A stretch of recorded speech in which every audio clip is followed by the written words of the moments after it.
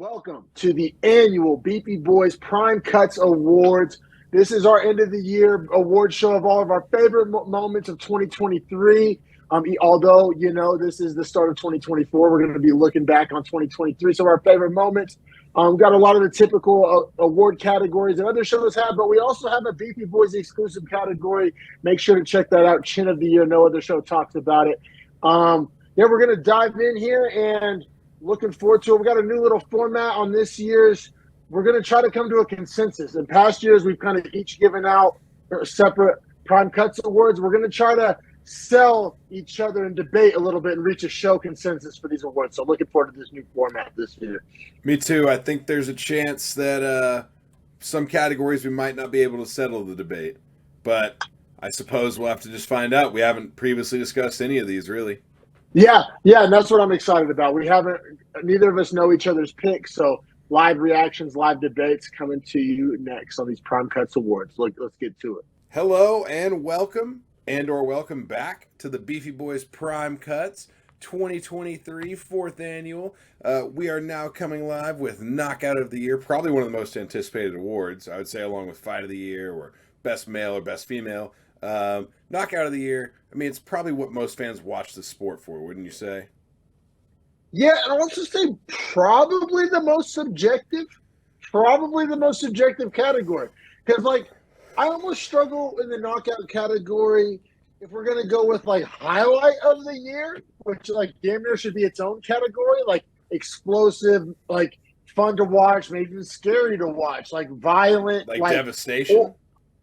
Or you go in meaningful level of difficulty. We just did sub of the year and we kind of discussed the similar nuance. But I feel like KO of the year is a real beauty in the eye of the beholder kind of category. Man, I can't wait to see how you view it. How about those nominees? Absolutely. Let's dive into it. Amazingly here, we're going to have 3 title fight nominees and 3 non-title fight nominees. So I'll start with the 3 non-title fights here.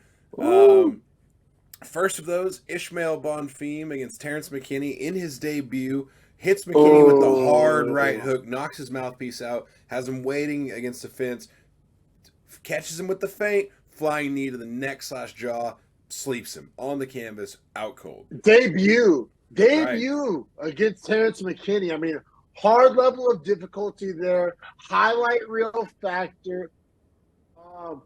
Beautiful nominee. I mean, we'll keep the suspense for the ratings, but I mean, you can't miss with these nominees. Absolutely not. Next up, we're gonna have Justin Gaethje with a head kick knockout of Dustin Poirier in their second fight, the way to avenge his first loss.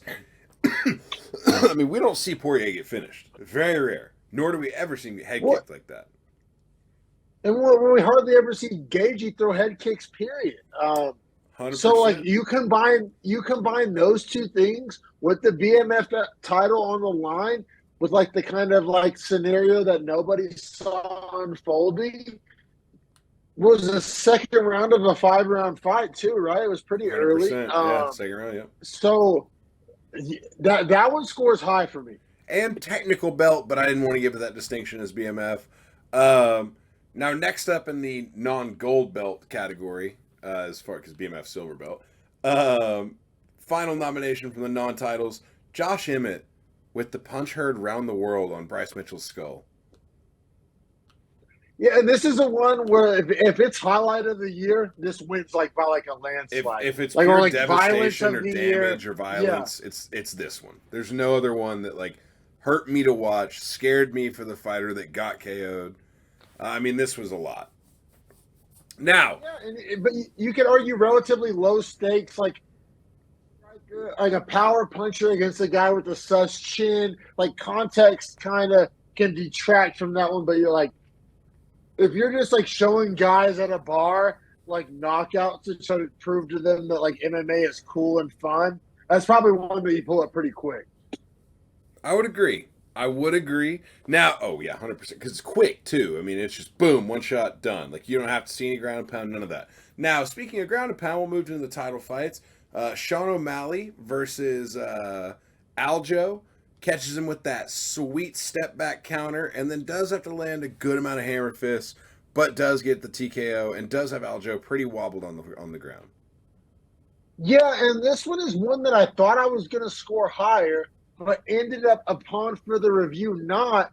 The drop was picture perfect on Chef's Kiss, but the actual finish itself, the ground and pound, took a little long. It was a little awkward, a little sloppy. Didn't love it, upon further review. But the initial knockdown and the level of difficulty, obviously, against Eljo, beautiful. And I'm a sugar ball washer, so. Now, from there, we'll go back to head kicks. We have Islam Makhachev taking out Alexander Volkanovski. You heard that right, with a head kick in their rematch after what we voted as fight of the year. So for Islam to come back and prove and get the fight on his home soil this time after he'd gone to Volk's home soil, and for him to put it out of any shadow of a doubt that he is the number one pound for pound man with a head kick of Alexander Volkanovski, I mean, has to be up there. Is that your winner? Surprisingly, no. I actually have talked myself out of it in our descriptions. I'm going to take the final nominee here, Israel Adesanya, avenging his loss over Alex Pereira, simply because of the one thing you reminded me of. When I think of like the most like highlight knockout of the year, it's that one. Because of the arrows, because of all the edits that I've seen on Twitter, it's the most memorable for me. And because of the post-fight speech. Islam's post-fight speech sucked. Izzy's was so good. I hope you feel this one time in your life. You're going to use my own logic against me? Oh, it's brutal. It's a hard one to swallow. It's tough. You talked me into it with the defining factor. Oh, that's what's tough here. Because for the first year ever on Beefy Boys, we're going to try to reach a consensus. And it's crazy, bro. This is going to be our first little point of contention here because, and this isn't why I'm saying you gave this. I'm just like, as a guy who consumes a lot of MMA content, like almost every show is giving this one KO of the year. And I'm not trying to be a contrarian, and I'm not saying you're going with the mainstream take. I honestly don't love that one. Now, let me ask you this, because I think your love for this knockout or just people's past. You got Poton's nuts of stone over there in the corner, or what? Well, firmly planted in my fucking esophagus. But besides that, no, real talk. I think the beauty is in the eye of the beholder on this one, because I think you either believe that Izzy was doing a rope-a-dope and luring Pereira in, or you believe that like Pereira was like winning that fight and got caught. And maybe it's the Pereira ball washer in me. I just don't think that's like a highlight. Like I honestly, call me a hater if you want. I literally have like UFC licensed merch with Israel Adesanya on it to prove that I'm not a hater. Like that one screams more lucky than good to me. Like I don't buy the narrative that Izzy was faking her and rope-a-doping and luring him in.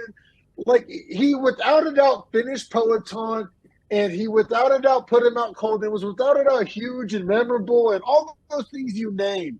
But the only reason I'm pushing back is because it's almost like an anti-highlight. Like, he was kind of low-key getting worked. Like, maybe this is comeback of the year. Like all right. Obviously not, but hear me out. Being an asshole, but hear me out. I'll hear you out. Two shots, feet to floor, fight's over. He doesn't have to follow up at all. He's shooting arrows into his corpse on the ground, right? Islam has to follow up. O'Malley has to follow up. The follow-up does take something away from it. He does, and I kind of sound like a hypocrite because I shitted on O'Malley. Islam's my winner, and I'm going to try to fucking sell you the used Hyundai over here, because you mentioned it earlier. See how what you did to me, I'm gonna do to you. Fucking flipping the logic. You mentioned on sub of the year. You mentioned that Shevchenko had never been subbed. Volk had never been KO'd. No fun when the rabbit got the gun. Fucking like. I haven't seen KOing Pereira. I haven't seen Pereira get KO'd. I think he has. If am I mistaken? Subbed. He got subbed.